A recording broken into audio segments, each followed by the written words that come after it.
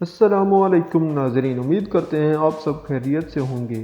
کل کی ایپیسوڈ میں ہم نے آپ کو بھاتنا قلعے کی فتح کے بارے میں بتایا تھا۔ آج کی ایپیسوڈ میں ہم آپ کو سلطان محمود غزنوی کے ہندوستان پر تیسرے حملے کے بارے میں بتائیں گے۔ اور اگر ابھی تک آپ نے ہمارا چینل سبسکرائب نہیں کیا تو بیل آئیکن دبائیں اور سبسکرائب کا بٹن دبائیں۔ شکریہ۔ ولی ملتان حمید لودھی امیر ناصر الدین سپین کے ساتھ اخلاص رکھتا تھا اور خدمات شائستہ اس کی بجا لاتا تھا۔ پوتا ابو الفتح داؤد بھی اپنے دادا کے طریقے پر چلتا تھا اور سلطان کی اطاعت کرتا تھا، مگر جب بھاتنا کی مہم پیش آئی تو سلطان کی مصروفیت سے فائدہ اٹھاتے ہوئے اس نے خراج العقل حرکات شروع کی۔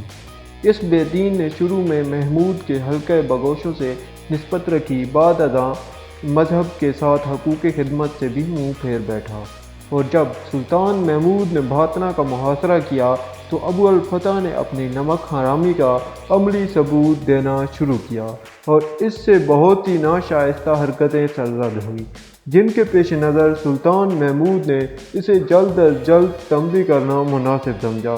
اس سال تو محمود نے ابو الفتح سے کچھ نہ کہا، البتہ اگلے سال اس نے یہ پکا ارادہ کر لیا کہ اس بدکردار انسان کو اس کی بدعمالیوں کی سزا دی جائے۔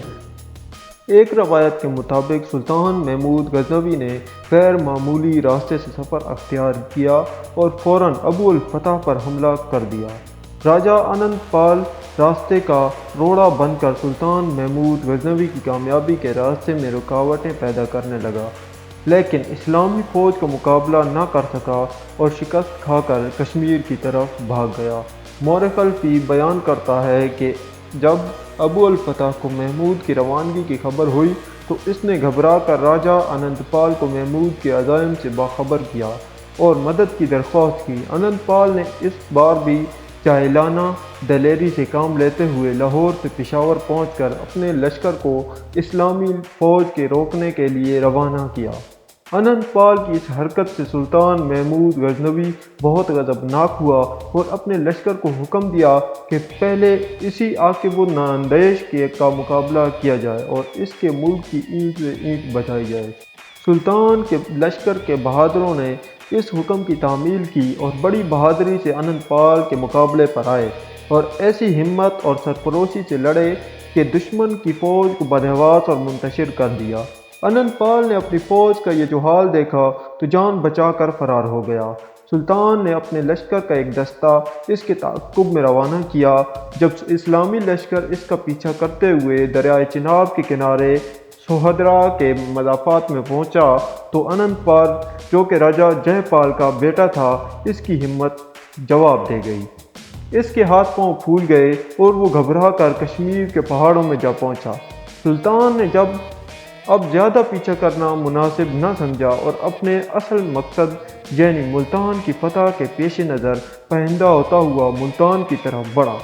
جب ابو الفتح نے یہ دیکھا کہ محمود کا مقابلہ کرنے میں ہندوستان کے سب سے بڑے راجہ انند پال کا یہ حشر ہوا ہے تو اس نے اپنی خیریت اسی میں دیکھی کہ قلعہ بند ہو کر بیٹھ رہے، لہٰذا اس نے اسی پر عمل کیا اور سلطان کی خدمت میں اپنے قصوروں کی معافی کی درخواست پیش کی اور اس بات کا وعدہ کیا کہ ہر سال 10,000 اشرفیاں سلطان کی خدمت میں پیش کرے گا۔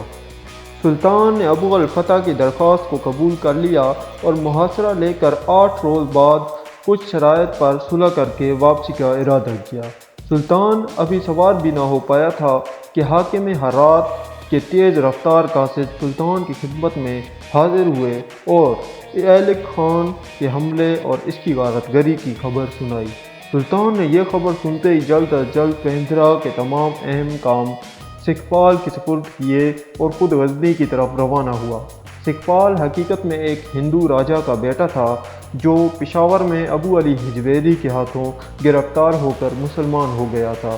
یہ عموماً ابھی بادشاہ کے نام سے معروف ہے۔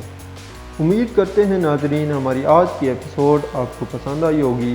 اس کے لیے ہمارے چینل کو لائک اور سبسکرائب ضرور کریں۔ اگلی ایپیسوڈ میں ہم آپ کو قلعہ گوالیار پر فوج کشی کے بارے میں بتائیں گے۔